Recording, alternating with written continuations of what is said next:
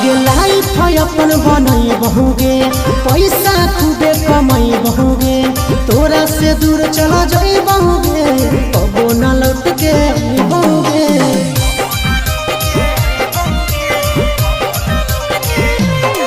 आगे लाइफ अपन बनई बहुगे, पैसा खूबे कमाई बहुगे,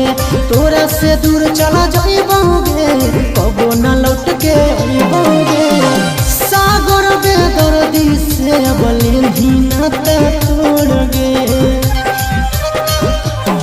यही अखिया में लोर गे,